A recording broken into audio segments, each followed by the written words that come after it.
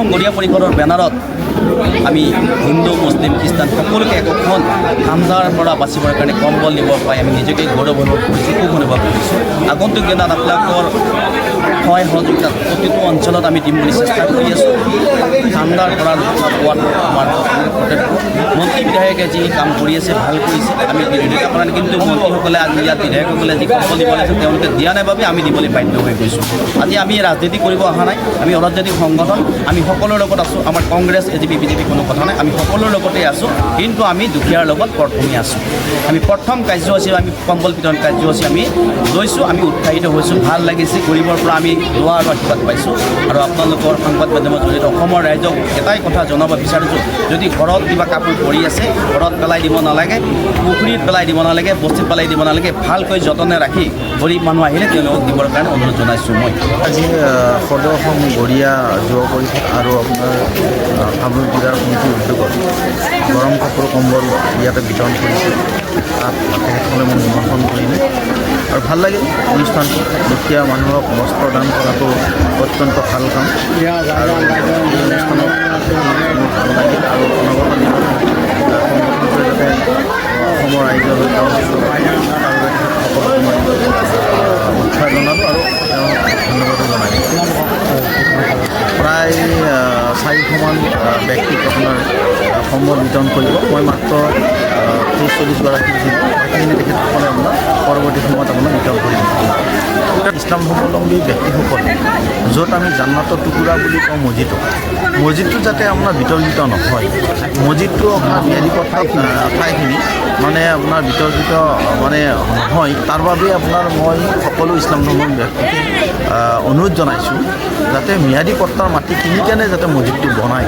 আৰু পাৰিলে কাৰণ যদি অসুবিধা হয়, ধৰক ৰেভিনিউ মাটিতে বহু বছৰ থাকিল গাঁৱৰ ভিতৰত, সেইটো ভিজিআৰ বা ফৰেষ্টত নহয়, তেতিয়াহ'লে হয়তো চৰকাৰৰ ওচৰত আবেদন কৰিব পাৰে, সেইখিনিও যাতে নিষ্পত্তি কৰি লয়। তাৰ ক্ষেত্ৰত আমি সহায় সহযোগিতা আগবঢ়াম।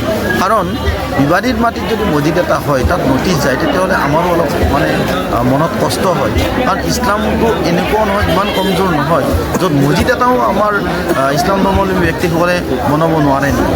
মই সেইকাৰণে আপোনালোকৰ মাধ্যমৰ জৰিয়তে সমূহ শ্ৰদ্ধা ইছলাম ধৰ্মাৱলম্বী ৰাইজক অনুৰোধ জনাইছোঁ যাতে মছজিদটো জামাতে লগ লাগি 1 কঠা 10 পইচা বা 2 কঠা মাটি যাতে আপোনাৰ কিনি পঞ্জীয়নভুক্ত কৰে আৰু মানে বিতৰ্ক মাজত যাতে নাহে, এটা বিতৰ্কমুক্ত এটা মছজিদ যাতে হয়, আমি যাতে তাত আমি নমাজ পঢ়িব পাৰোঁ।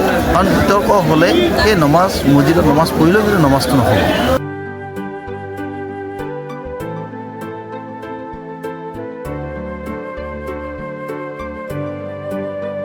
Mobile plus physiotherapy wellness and rehabilitation centre দক্ষিণ কামৰূপৰ ব্যৱসায়িক প্ৰাণকেন্দ্ৰ বিজয়নগৰৰ লগতে VIP চক আৰু গুৱাহাটী মালিগাঁও পাণ্ডৱনগৰত থকা তিনিওখন ক্লিনিক বৰ্তমান প্ৰায় 20 বছৰৰ অভিজ্ঞতা পুষ্ট তথা এতিয়ালৈকে প্ৰায় 40,000 ৰোগীক সুস্থ কৰি তোলা ডক্টৰ পল্লৱী নাথৰ তত্ত্বাৱধানত চলি আছে।